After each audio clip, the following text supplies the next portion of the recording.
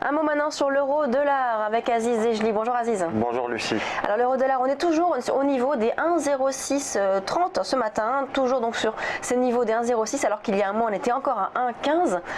Bon, on est toujours donc en train de baisser, mais on stagne un petit peu là quand même sur ce niveau. Oui, on le voit bien Lucie, à l'approche des 1,0570 qu'on a marqué, c'était le 25 novembre dernier, donc mardi. Depuis, on a une petite stabilisation entre les 1,0570 et 1,06.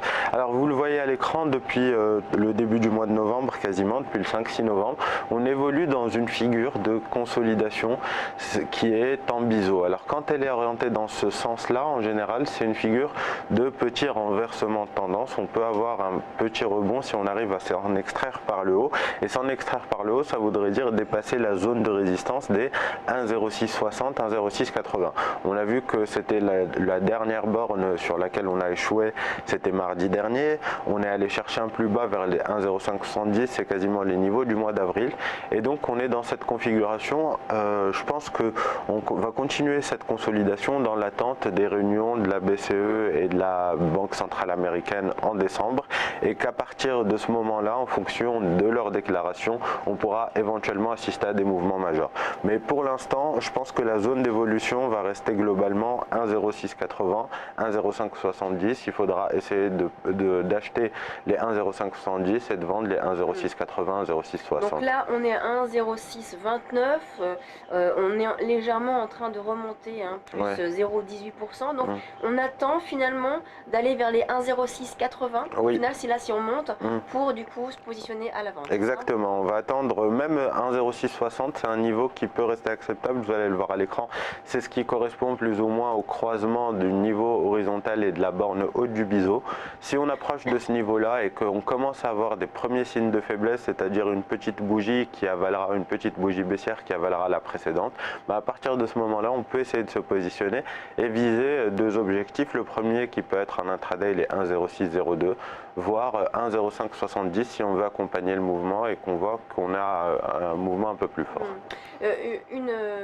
Votre avis là, sur la perspective à plus long terme sur la paire. On a donc cette réunion de la BCE la semaine prochaine, jeudi prochain. Est-ce qu'on pourrait avoir donc là la paire qui va décrocher après cette réunion? C'est un scénario envisageable? Oui, alors ce sera peut-être pas d'ici la fin de l'année, mais peut-être en 2016. On n'en sait rien encore de comment ça va évoluer. Mais vu les différentes politiques que sont en train de prendre d'un côté la Banque centrale américaine et de l'autre la Banque centrale européenne, on voit bien qu'on a une divergence qui est grandissante puisqu'on s'oriente vers une hausse des taux aux États-Unis, alors que Mario Draghi répète de plus en plus qu'on est en train de se diriger éventuellement vers une extension du QE. Ces divergences-là vont peser d'un côté sur l'euro, renforcer le dollar, et donc effectivement on pourrait, pourquoi pas en 2016, aller chercher la parité. Merci Aziz. On marque une pause, on se retrouve tout de suite sur Direct Marché. On va retrouver Frédéric Rollin de Pictet Asset Management pour parler de la rétrospective de la semaine. À tout de suite.